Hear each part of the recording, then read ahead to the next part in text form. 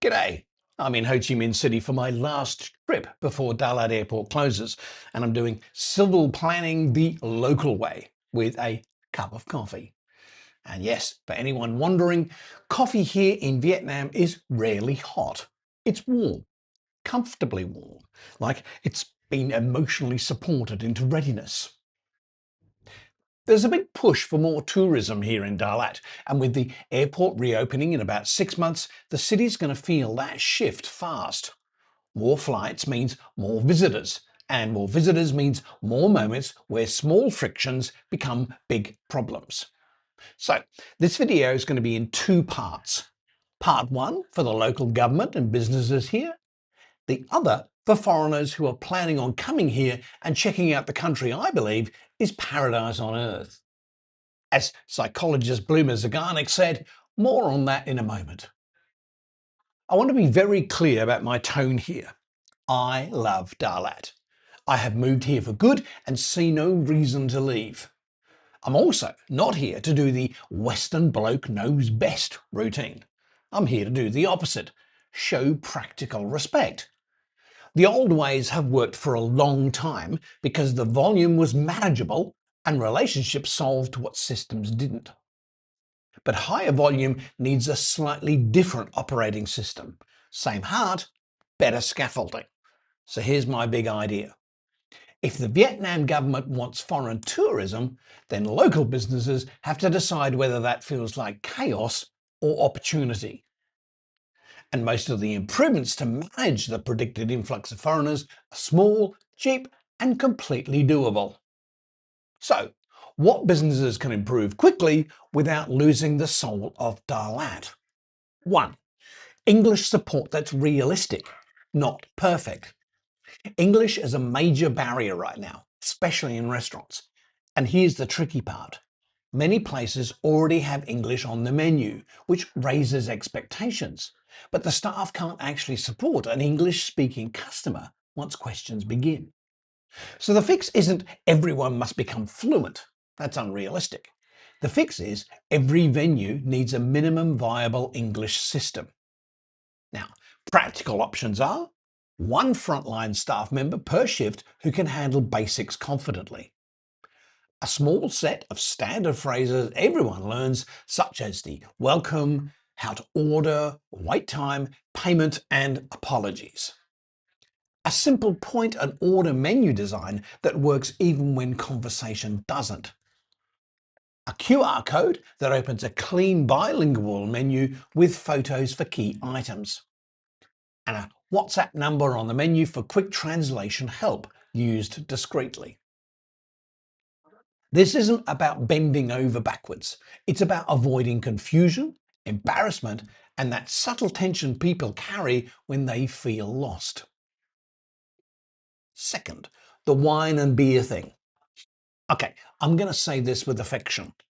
If you're selling white wine or beer to foreign tourists, it needs to arrive cold. Not room temperature, then we all wait 20 minutes while it thinks about becoming cold. A small upgrade here makes a venue instantly feel international without becoming pretentious. Pre-chill white wine and beers is standard, even just a small rotating selection. If storage is limited, keep one fridge shelf just for whites and beers. If a bottle isn't chilled, be upfront with the customer. This bottle needs 20 minutes. Would you like a chilled option now? Train staff to proactively offer chilled alternatives rather than leaving customers to negotiate awkwardly. Foreign tourists don't interpret warm white wine or beer as local charm. They interpret it as the people here don't quite get how this works, and then they spend their money elsewhere. That's not moral judgment, it's just consumer psychology. 3. Make the first 30 seconds effortless. Tourists decide whether a place is easy almost instantly. Some simple wins here. Clear opening hours that are accurate. I can't begin to describe the frustration that comes from checking Google to make sure one of my wife and my favourite restaurants is open. We then fight through the tenfold increasing traffic madness that is Tet, only to arrive at the restaurant and discover it's closed until after Tet. More simple wins. Prices visible before people have to ask. A menu that matches what is actually available. One payment process that's obvious. And a clear order point and pickup point if it's busy. Most conflict isn't about waiting, it's about not knowing. 4. Payment flow that matches modern travel. Foreign tourists carry different wallets, and some carry no cash at all. Easy upgrades include international card payments where possible, not just via bank QR codes. One person on shift trained to handle payment quickly. Clear signage, cash, card, transfer, what's accepted. And receipts available without drama for travellers tracking expenses. This one change reduces stress for staff as well, because payment confusion is emotionally exhausting on both sides. Now, here's the one that isn't just a business issue. It's the roads. If foreign tourists arrive expecting to self-drive a car or ride a motorbike like they might in other destinations, they're in for a rude awakening. It's not that locals can't drive, it's that the style of driving in Dalat assumes a shared local intuition, and foreign visitors simply don't have that intuition.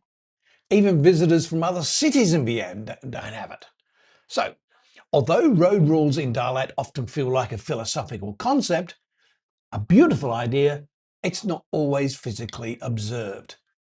If the plan is to grow foreign tourism, road behaviour becomes part of the tourism product. Not because foreigners are precious, but because serious accidents are bad for everyone: families, hospitals, businesses, and the city's reputation. So what can be done without turning Dalat into a police state? And this is where I actually think local government, Lamdong province and city level stakeholders can run a practical education campaign that protects locals and visitors. Not a scolding campaign, a competence campaign. Things that would help. Clear messaging that safe driving is part of being an international destination. Public education on predictable lane behaviour, indicators, overtaking and pedestrian right of way. Visible enforcement in high tourist areas during peak times, focused on the worst risks. And tourist-facing education as well. If you're not experienced, don't self-drive here. Use Grab, taxis or drivers. And partner with car and bike rental shops so they give realistic safety guidance, not just keys and optimism. And this is the big one. Working to change the habits of some drivers and riders here, which includes behaviour like pulling out from side streets onto major roads without looking to see if anyone is about to ram into them. This one act, pulling out without looking and expecting everyone already travelling at speed to slam on their brakes to avoid ramming you, is going to end in some nasty accidents and possibly fatalities. Foreigners won't be prepared for such road behaviour and chaos. Confusion, anger, and a bad reputation for Dalat will undoubtedly be the result. Also, overseas visitors are very used to putting their seatbelt on when they get in a car. But many of Dalat's Grab and taxi drivers seem to bury the seatbelts out of sight. And that's going to cause a lot of stress for foreigners, especially the older visitors and those with children.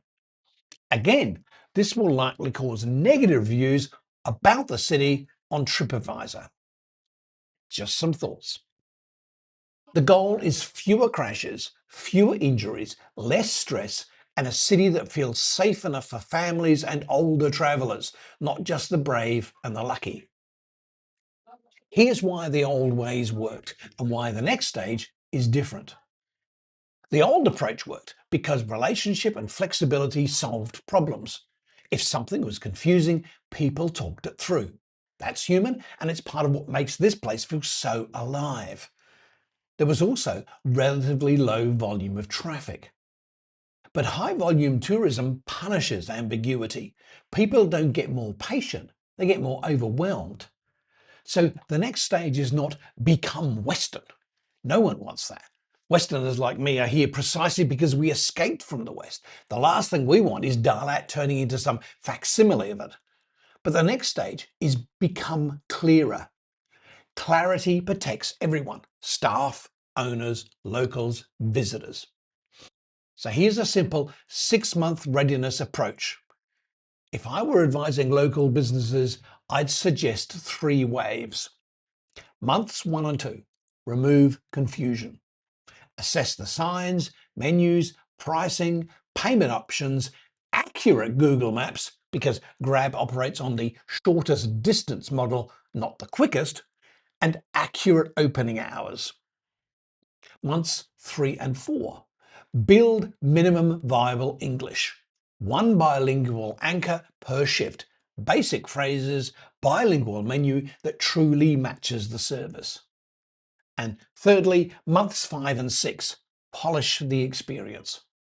Cold white wines and beers as standard, consistent service routines, and collaboration with neighbouring businesses so that whole streets feel easy. In closing on this first section, Đà Lạt is special. People come here because it feels like a place, not a product. When the airport reopens and tourism rises, as it will, we don't need to lose the personality of the city. We just need to reduce the friction that makes everyone tired. And so on to part 2, the message to foreigners thinking of visiting this wonderful city. 1. Watch this video from Evan A and subscribe to his channel. I agree with everything he says. Now, I know Captain Impulse Control created a percentage greater than 100, but I'm going to be a stick-in-the-mud conservative who only believes in science, and so I will only agree with Evan 100%. I'm going to link to his much-watched video at the end of this one. 2. After Evan's video, watch my mate Ken's video. Compulsory watching, both of them. Link also at the end of this one. 3. Do not think you can come here, hire a bike or scooter and be an instant local. As I said earlier in this video, the road rules are conceptual. It takes a few months of observing from the safety of someone else driving you around before you understand how the traffic flows here. This is not the West, it is Vietnam, and if you try and impose your beliefs on what is right, you will be treated as a bloody Westerner. And as Evan says in his video, doors will subtly close on you and you won't know why your experience of this country is baffling. Yes, Western road rules might seem logical and sensible, but the Vietnamese have centuries of experience in repelling foreign invaders. They also have instinctive knowledge and intuition about how traffic works and doesn't work here. Don't be that foreigner that gives us all a bad name. Or as we say in Australia, don't be a dickhead. 4. In some countries, like my home of Australia, tipping is just not done. No locals tip in Australia. In Vietnam, the service workers are so poorly paid that your spare dollars can help them feed their families, especially in a city that is becoming so expensive that they are being priced out of living here. Your tips are quite often far more than you can possibly realise. And above all, always be a lady or a gentleman. Smiling and politeness will give you a second chance at being welcomed. Cultural imperialism will definitely not. Just ask the Chinese, the French and the Septics. And now I'm going to drink this coffee at exactly the temperature it was always destined to be. Politely warm.